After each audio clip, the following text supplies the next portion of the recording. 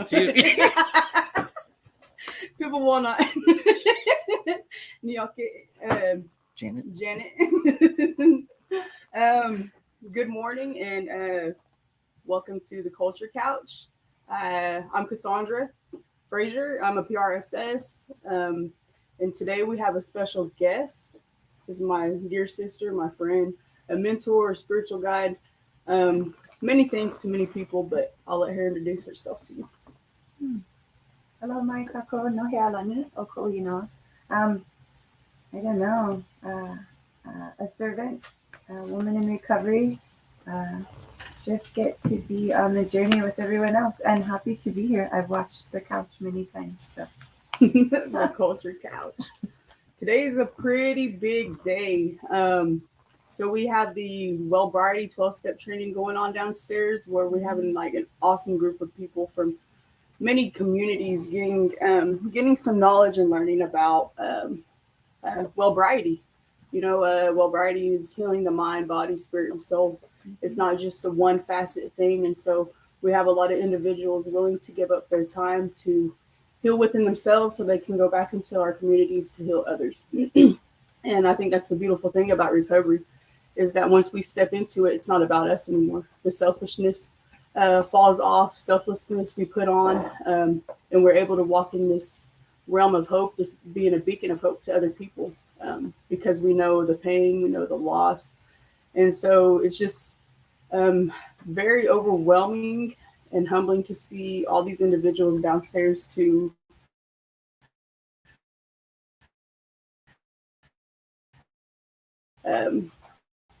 want to be able to be that. In a circle and understanding mental, physical, spiritual, and emotional, right? And putting them all together in the interconnectedness of all of it, and then watching, like my sister was saying, watching the next generation come about and then start to connect and learn and grow. And it's really just that, a moment of, like you said, it's an overwhelming gratitude this morning, for sure. I just wanted to run up to every single buddy and be like, "Who are you?" And I started to, but they started the class, so I had to turn back around real fast. And I was like, "Oh, okay." But it's going to be an amazing week of training for them. We're super excited for their endeavors and what Creator's going to do through them, and just the power of willingness to want to do that. I'm happy for it. I'm happy for it. Mingo and Darian, they're going to go to Dewey County today, and they're going to graduate a class there that we've been helping since, I would say, like the middle of March. And so that's a big thing too for those men, and those men just wanting to better themselves as well. So today we celebrate them and celebrate their endeavors. So that's amazing. They get to take that back into their communities and prayerfully put to use what they're learning. And yesterday we wrapped up at Custer County, our last session with them, step 12. And it wasn't a very big class, but it was big enough to just really see these individuals grow and maturity, spiritually, just their whole being, just watching their healing take place. And so we get to celebrate with them next Monday, and so we're super excited for the things that are happening. Like, all healing starts on the inside. Mm-hmm. And I can remember the time when I was incarcerated, and so I found freedom when I went to prison. Mm-hmm. And so whenever I apply that to the spiritual, like, it all starts in the heart. And so removing these traumas, not removing them, but going back in and healing correctly instead of pushing it aside or rushing through it, is really a big thing for our families, because it all starts on the inside. Everything starts on the inside. Like, I found freedom when I was incarcerated. That was on the inside. I got out, I applied that to my life, started healing in my heart. That's on the inside. And now my family's coming back together, redemption, restoration. Yeah. Well, and that's one of the things that the Wellbriety book teaches too in the 12 steps, right? Is that the conflict resolution and how Mhm. conflict precedes clarity, and the idea of really understanding that that internal battle has made me put up all these walls, that have like stopped me from having those healthy relationships with my family, or stopped me from having those healthy professional relationships. Like in so many different elements of my life, there was a part of me that had developed out of survival, right? It developed out of survival to keep me alive and to keep me safe. However, as an adult, that character trait or character defect or whatever they want to call it, right? Like that overgrown part of self has to learn how to soften. We get this shell, this outside exterior that gets put on us through the world or trauma or whatever it is, however that happens, and learning how to discard some of those things or soften again, so that, like you said, the glow up can come from the inside out, right? Yeah. It won't come through if I've got this hard exterior. So, and we've been talking about it for about a month now. And women, we were talking about this morning, the women on the couch, and the first thing that I thought about was, it really does take a level of safety and security for sisters to get soft again. We come from the world in these places, and we have to be really tough because we have to be mommy or daddy or protect ourselves from the world, and so to get to a space where we get to love unconditionally and run up and give hugs and and just be gentle again, like you said, when I was incarcerated, I found freedom, right? Started to come out, but still couldn't break all the way through. Yeah.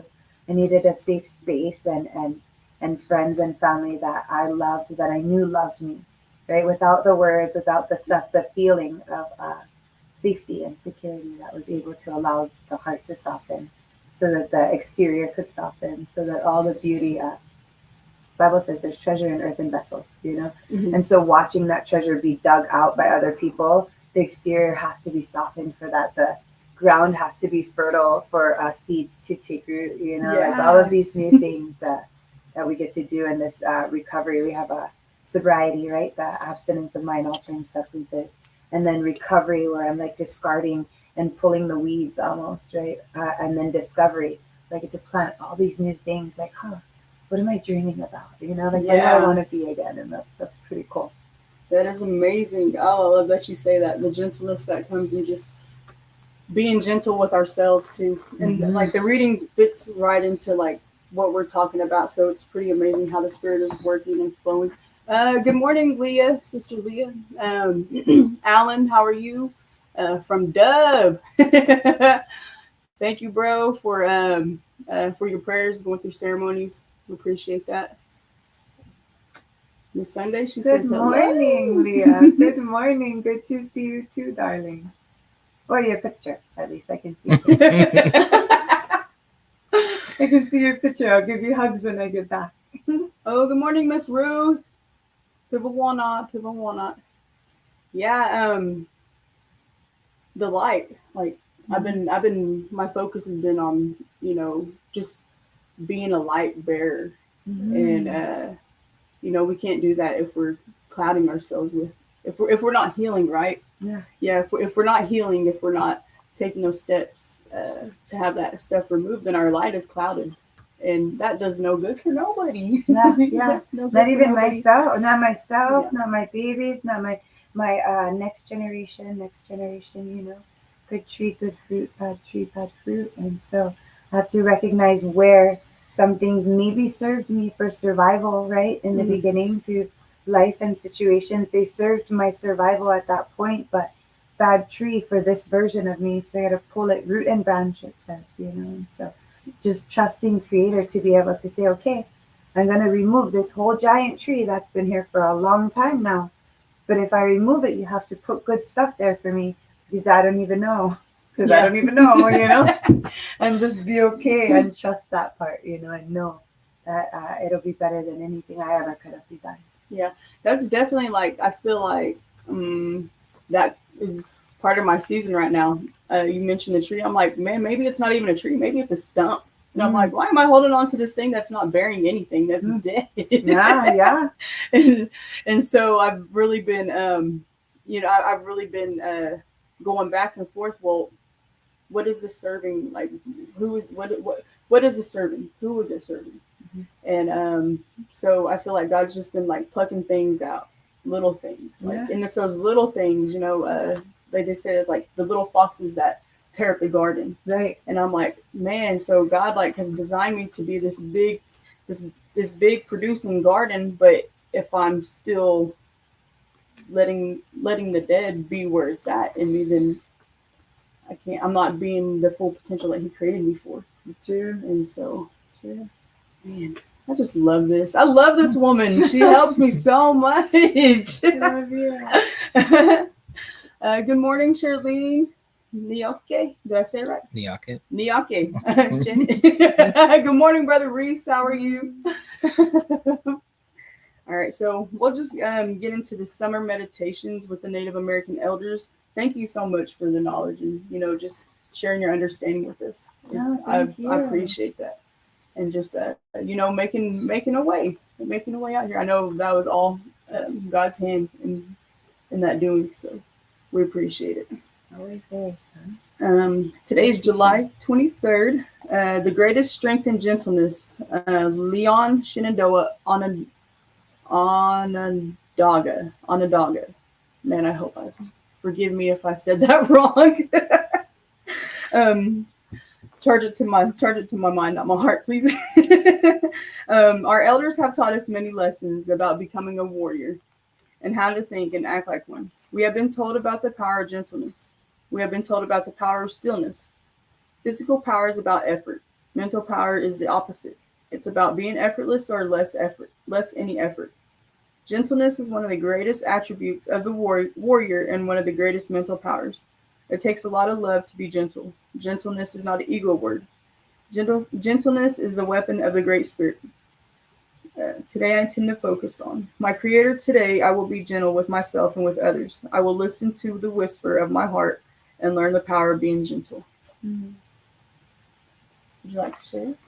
Yeah, well, I mean, like we were saying, right? It's just everything that we're talking about this morning. Have to be able to soften to let the light shine through. Have to be able to soften to let the pain out, to let the things go, to discard the things, right? And have to be able to soften to put new seeds and new fruit in the trees to be able to grow. Like it, in understanding, right? There was a different version of me that wanted so much to love and be loved, right? Just unconditionally love and be loved.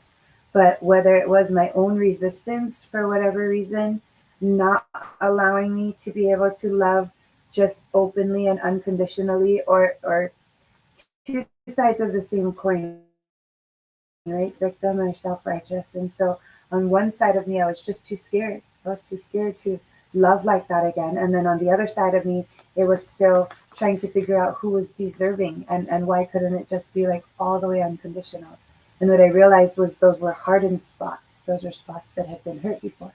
And so in recognizing that, then it's not so much as, what do? I just practice it everywhere. It's now I have an area I can go to those targeted spots and say, okay, this is where we get to soften Sunday.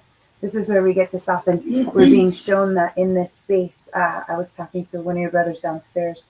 I think it was yesterday, and he was like, teacher, how come when it comes to you, my brothers and sisters, people in my life, like I have an unlimited capacity to just love them, to just support them. Like it doesn't matter if they make mistake. It doesn't matter if I make mistake. Like I just love them freely, right? And on this other part of me, if I don't have that with them, I just don't even have the tolerance for them. It's like, oh no, and there's this like a strong arm that happens. Mm-hmm. And it's like everything that we're learning, right? It's that lack of balance, right? So I lean too far on this side of the seesaw, I fall off. I lean too far on this side of the seesaw, I fall off.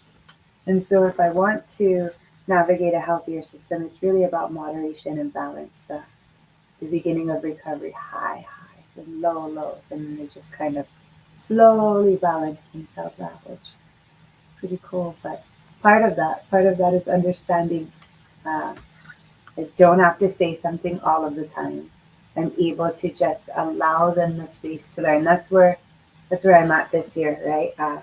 Before it's a lot of the mommy and the natural nurturer, right? Hey, no, you know, I think I want to help them and I want to fix it. And no, come here, come stay safe over here, you know. And then this version of me that this year, I guess more so this year, is kind of like I've noticed that authority in that quietness and in that stillness, and it is the hardest thing for me right now. Like it's the hardest thing I've ever done is to watch some of your brothers or sisters like Yeah. fall and bump their head and like hold my hands, and like be like, okay, I love you this much that I believe in you, that I know you'll be able to navigate it, and giving them that autonomy and that authority to learn too. Kind of scary. Wow, that's so powerful. That is so powerful. Just allowing just that release. And what you said was because of that, it just strengthens your trust, and then and it's powerful for the person on the other side too, because now we're like, oh, now we're gaining trust. Mm-hmm. Now we're gaining trust, and I think it makes me think whenever you said that of how trusting Creator is with us, and how much grace He shows us whenever we do start to make our own decisions, but we have to lean in on Him to guide us throughout those things. Yeah. And so, man, that was just that was powerful. That was powerful. When a mentor tells me, right, like, oh, that's wonderful that you're helping guide them, but it's that old, I guess, philosophy or whatever, teach them to give them a fish or teach them to fish, right? And so really in a new version, in a new, because I mean, it's all like I was telling you this morning, right? Like it's all these learning experiences that we get to have. And just when I think, okay, like I really got down what I was trying to learn last year, then it's kind of revealed that it's a whole nother thing to learn in the same category even. So it's like constantly evolving in all these different categories and really leading people to Creator instead of to you or me, right? Because as the mommy, it's like the babies know they come to us, right? They don't know where is a shoe, they don't know where is a thing, and as they start to get older, especially like, and that's my always primary example, right, is my children. And so first they don't know how to find a shoe, and then it's look with your eyes, not with your mouth, right? And then it's like teaching them to go look for the stuff themselves, and then it's allowing them to put it away where they want. And so then in that, it's the same thing, like early stages in our recovery is what I'm understanding, right? Like in the beginning of our recovery, it's get a sponsor, do as they say, yes and okay, all of that stuff, right? And then we get into variety, and you have the spiritual advisor and you return to ceremony and all of this kind of stuff. But as they start to put them together, they have to find that autonomy and start to organize their room on their own, and then remembering that whenever I want to say, well, I know how to fix this, instead that authority of that silence and just being like a phone conversation, like with me and you, and just saying, what do you think about that? Yeah. And then allowing the process and allowing it to cut, and they come to their own answers, and that's an esteemable act, right? And it creates that self-esteem, it creates that stronger self-image, it does all the wonderful things that I'm so proud of you does, that validation that we've been looking for, but instead of getting it from an external source, they're getting it from inside. It comes from inside out now, and it's really amazing thing. Wow. Oh, hi, Malin. Hi, Malin. Hi, babies. I know I missed variety last night. I love you guys. I will be back by next Monday, I promise. By next Monday? No. We gotta share her. We're gonna take turns. I think I want to live in Oklahoma part of the year. Good morning, Dorothy, Malin, man. Thank you guys for coming on and just, and supporting Tribal Opioid Response and all the efforts that they do. It's an amazing thing. Man, I don't know. I feel like Mingo now. I think we covered it all. Wise words, Mingo. Wise words. No. I'm just gentleness. That really is something that because of the hard life that I once lived, it was definitely a something I had to relearn, and I still learn even with my own kids. Mhm. And that's what they said. The first ministry is inside your home, right? That's Right. like our that's our practice for when we come out of our four walls. And so I'm really learning that yelling doesn't fix anything. Right. Right. Talking to them and being at peace and just giving them options. You were talking about how a mother is with a child finding the shoe and everything. And I was watching my sister the other day. Hi, Lizzie. I was watching my sister the other day with Good morning, Brother Drew. With her little baby, and I just got to meet her. This is my first time I got to meet her this month. And so every time she would like get close to the corner, she'd be like, and then or she would get off the carpet and she would direct her back on the carpet. And I was just like, man, one day we're gonna have to let them learn though. And so that just I'm in the process of learning to be gentle with my oldest daughter and giving her trust and showing her that showing her that I trust her enough to make these mistakes, because I want her to trust me that when she makes a mistake she can come to me and talk to me about it. And so the season has just been, man, it's been a good season. It's been a good season, and there's been like ups and downs, but I really think that as long as I continue to listen, what this says, listen to the whisper in my heart and stay connected with Creator, that all those things will continue to just branch forth and bear some fruit. Yeah. Well, and I mean, just for me, right? Sometimes I gotta trick myself into that stuff. Like it's not an instinctual thing for me.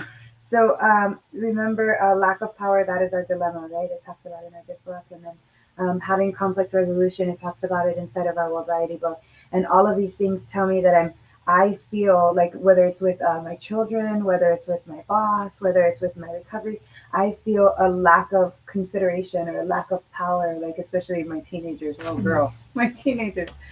I'm not the only one. No, I'm not the only one. I remember calling my grandma and telling my grandma, do you know your grandson? And you know what she said? I think he was like 15 at the time. And I called her and I was like, your grandson, and I was like losing my mind. And she was like, oh, you're mad? And I was like, yeah. She's like, ignore him until he's 30. And I was like, wait, he's 15. And she goes, yeah, they're horrible right now. And it's just they're going through so much. Our babies are going through so much. And I had to like step back into that. I remember like when I was a teenager, right? I'm trying to find my autonomy. So if even again, we go through the 8 stages of life that we learn in World Variety also, right? And in those 8 stages, we have autonomy, and in that healthy version, right? Because I didn't, I can only speak for myself. I didn't have necessarily the healthy version growing up. It was do as I say, not as I do. It's children are seen and not heard. I'm a mid-40s for me, so it was a generation of act. I'm like, you don't speak unless spoken to. And so in that raising these babies that get the opportunity to speak their mind and stuff like that, I almost wanted to take it back. Okay, no, you cannot speak your mind anymore, but just remembering, like trying to find out who I am, the society and institution, that domestication process we call education right now, the way our children are learning through memorize and regurgitate. Hopefully we are as a Native people, we are finding learning by doing spaces and putting our children in schools and actual education, right? Remembering we're oral historians, the dance, the song, the tradition, like these things are our education. So when we're sending our babies to that space where they're getting educated by memorize and regurgitate, and that's not the way we learn, they're at a disadvantage already. And so giving them that extra love and that extra support and saying, it's not that you're not smart, it's not that you're not that, it's just that you don't learn that way, right? And just remembering what that was all like. It was hard, and Super so hard.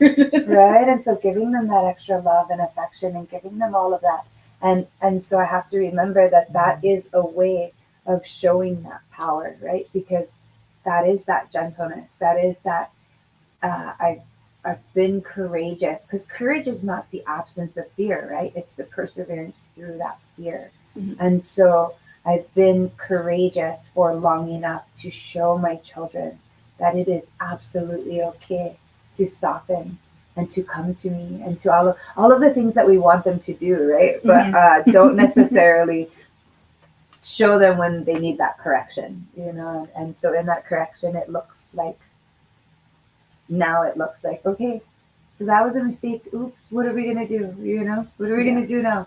And you pick. You pick what you're gonna do. You know what I mean? How, and if this happens again, what are you gonna do?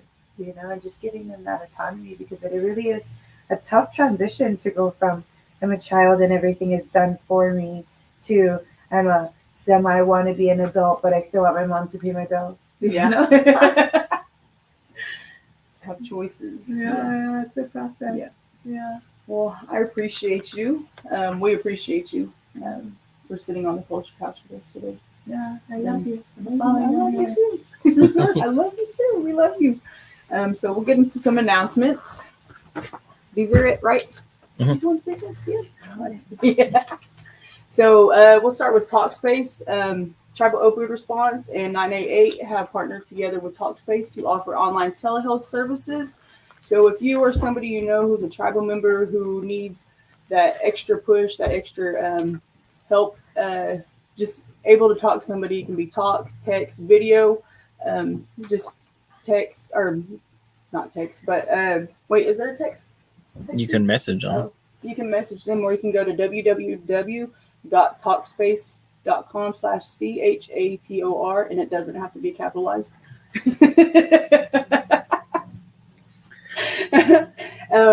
And then the keyword will be restore, and they'll get you set up pretty fast with a provider that matches your needs.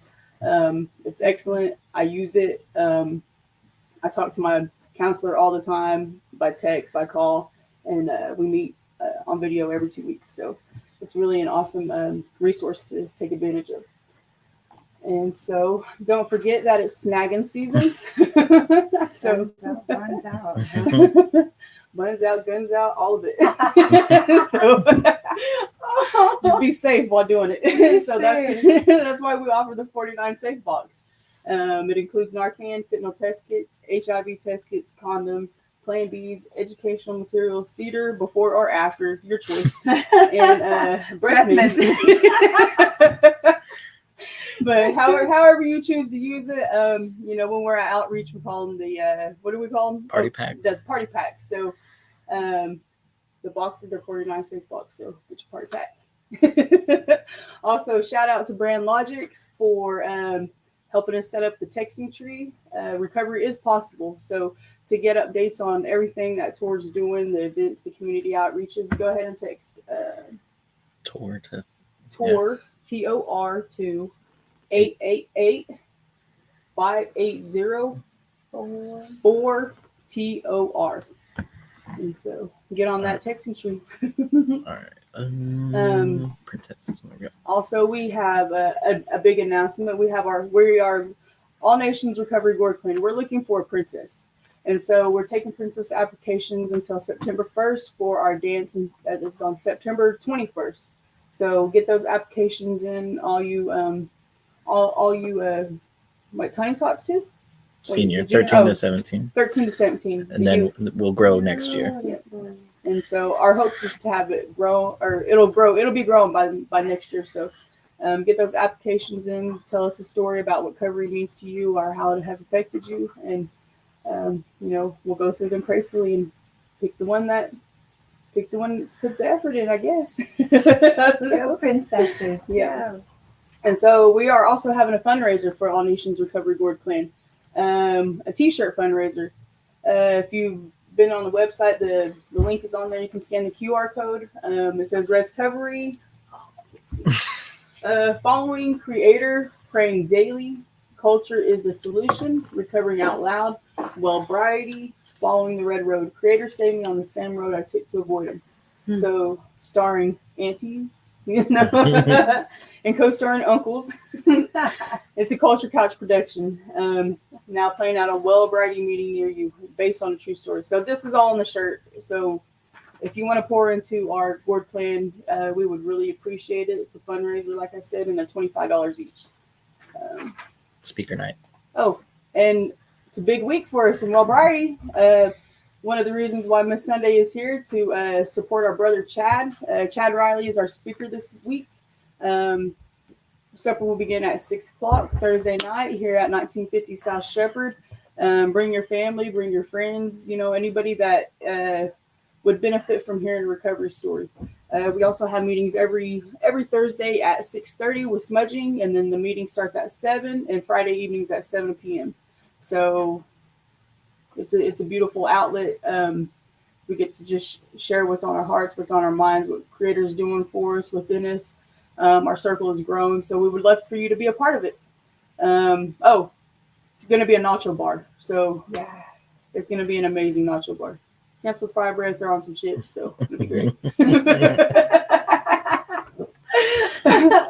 But I think that concludes our culture couch today, and I just want to give a huge shout out to Miss Sunday, to Tribal Open Response, for having us on here, and everyone that we partner with to make this happen. So thank you all. Thank you.